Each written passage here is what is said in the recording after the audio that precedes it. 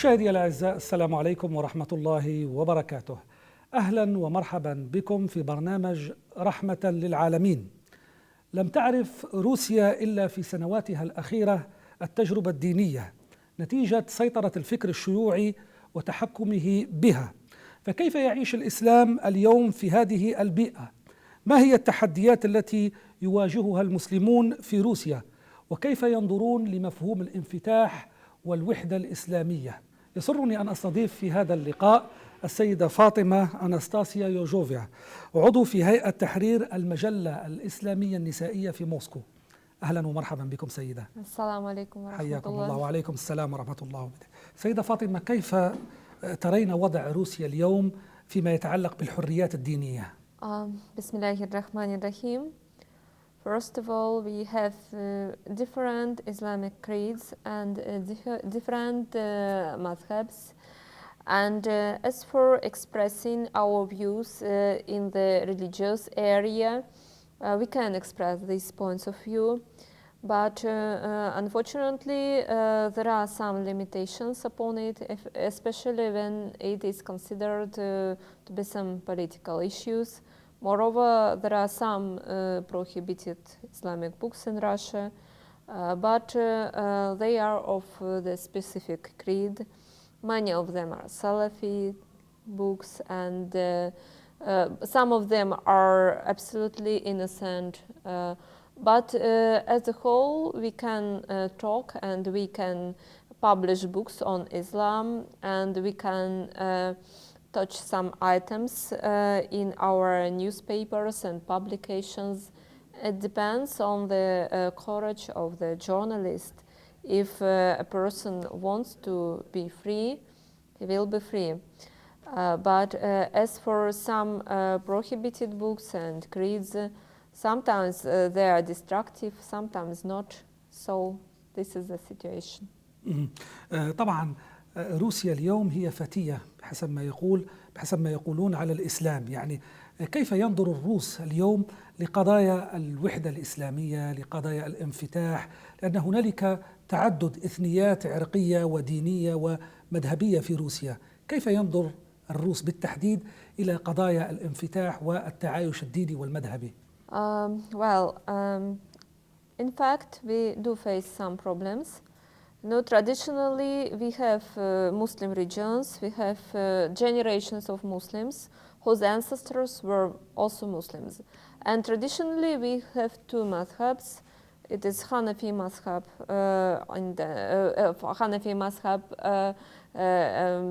which is Tatar, and Caucasians mostly belong to Shafi'i madhab. But recently, in recent 25 years, Muslims in Russia has gained much freedom in choosing their own creed and their own madhab. There are many books of different directions of Islam, and there are many publications and groups on internet. Everybody can read and can search for his own choice. On the one hand, it is very good, because Islam cannot be limited to such very strict and very narrow dimensions. Islam is a religion for people who think over the Quran, who think over the history of Islam. And of course, every individual is free just to think over, to investigate, to research, and to choose. That's why it is good. But it has another aspect, that fitna among Russian Muslims is very strong, because we have Salafis and we have Shias. We have Sufis and we have Salafis who confront each other. And we have traditional Sunni madhabs who just try to choose between different dimensions and directions. As for the situation with Islamic unity, it was much better in the middle of the first decade of the new century, because that time Muslims in Russia were mainly focused on opposing Zionism, opposing American imperialism, and so on. But after the beginning of Syrian civil war, Unfortunately, the situation has changed drastically. First of all, many provokers work in the area of spoiling the Islamic unity. For example, several groups were created who urge that Shias are not Muslims. Several groups are created to urge people that only the narrow Salafi path is a true path. And in fact, many Muslims in Russia do believe this and do support different takfiri groups, especially in Caucasus. This is the problem, because it makes a problem for us to unite and to oppose Zionism, to arrange different rallies, because there is always some group which won't attend it because something not correct happens in these rallies, and in their point of view, some false group has organized it, and it spoils our activities a lot. In fact, I believe that all these takfiri trends and all these takfiri groups were exactly created by Zionism and by Mossad and Israeli security services in order to make problems for the resistance. And unfortunately, our Muslims, many of our Muslims, don't understand this. They don't have a global view of what happens in the Islamic world. They just listen to some people who make dawah in this direction, and they read information in social networks and on Facebook and so on, so on, so on. And very often this information is false. It is just lies. It is fabricated. But our Muslims, they do not search for any proofs. They just believe and repost, and this causes problems. In fact, I was speaking about the prohibited literature, but we should know the background, because Salafi groups are very active in Russia. And sometimes when the authorities prohibit something, they don't understand if it is Salafi or not. They just make the whole scope. But these Salafis make a provocative background for such prohibitions, because in fact they support ISIS, they support Nusra and other takfiri groups. This is a very bad trend. And in fact, I believe that Russian Muslims should unite on the basis of supporting Palestine, for example, or supporting hijab, or supporting something which unites all the Muslims.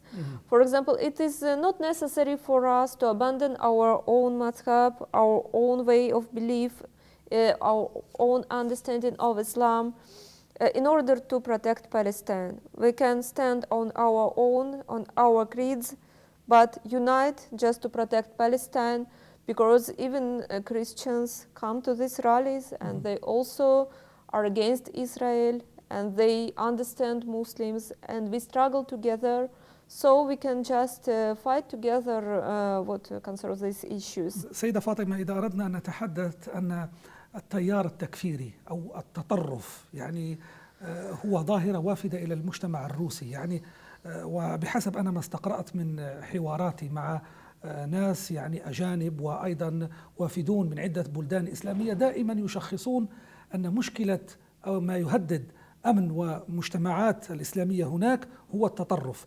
يعني إذا أردنا أن نتحدث عن خصوصية الإسلام في روسيا، نعود إلى صلب الموضوع، يعني إحياء الطقوس، إحياء الشعارات الإسلامية في روسيا، يعني إلى أي مدى أسهمت تلك الإحياءات في لم الشمل الإسلامي ولم شمل المذاهب الإسلامية في روسيا؟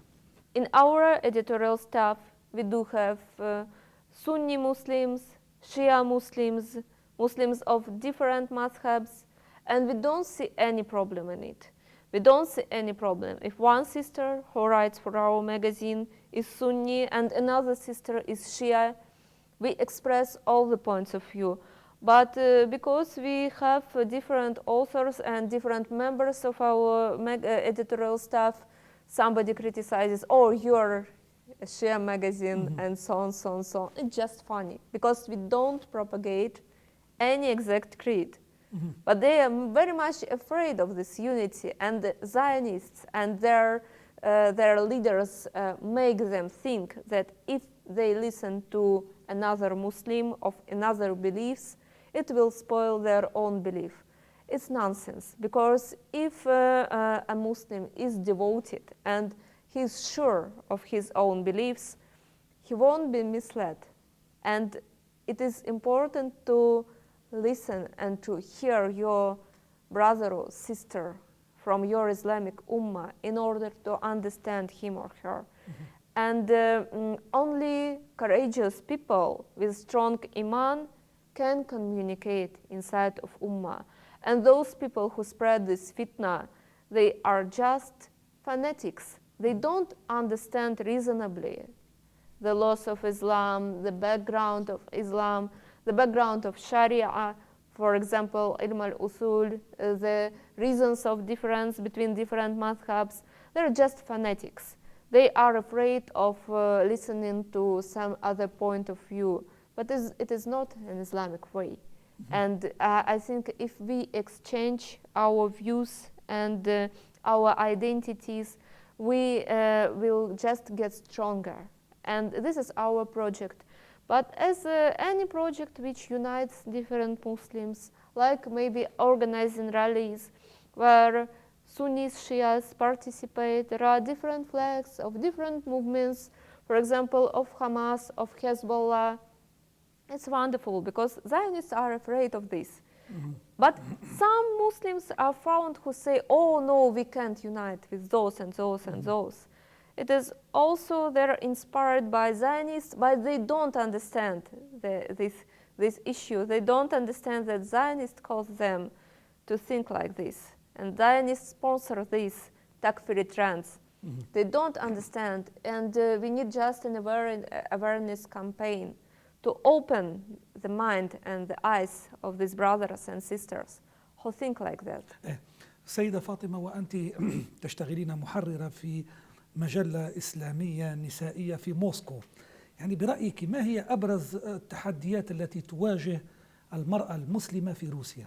The main difficulty is that we have a written law in Russia, an official law, and we have own customs, our own customs, which are stronger than official laws.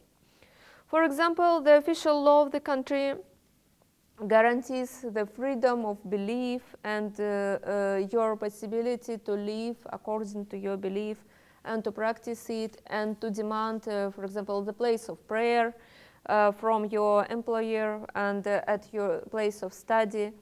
But in fact, in practice, it depends on the opinion of the exact chief, of the exact president of the organization.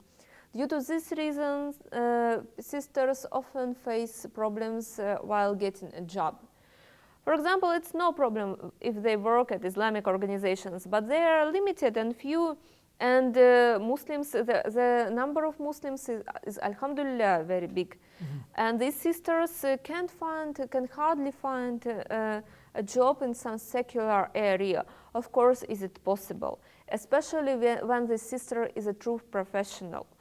There are many cases when sisters who are absolutely covered are accepted to some good places of work, but you must be very, very professional. You must insist on yourself. But unfortunately, many sisters cannot find such a job because employers have prejudices against hijab.